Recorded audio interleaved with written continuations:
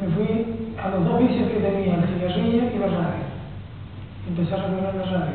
Y Bessie me había advertido muchas veces: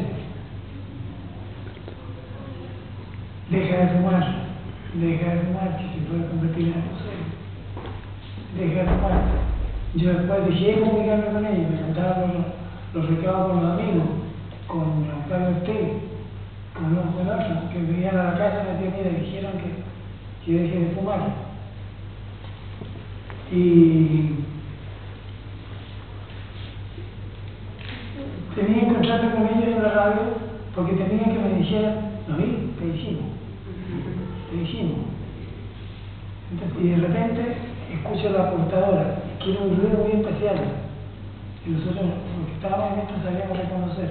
La sintonicé y era ella.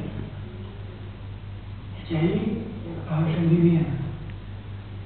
¿Ernesto cómo está? Malo, me dije. Sí, me dijo, pero a lo mejor todavía hay arreglo. Vente para acá. Eso fue 6 años después que me habían invitado. Y ahí fui para allá. Entonces, desde que yo me fui para Francia y me encontraron el cáncer, pasaron 5 días. No tuve tiempo de sacar las cosas que ahora me piden. Y no tuve plata tampoco. Ahora que me he llegado a mostrar la radiografía, la puede ver todo el mundo, como ustedes vieron, investigadores serios, y se las muestro, las tengo en mi casa.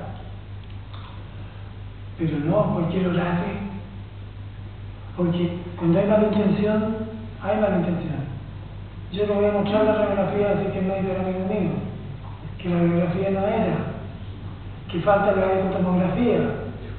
Si busca la tinta de la tarjeta, se no se puede probar nunca. ¿Para qué van a estar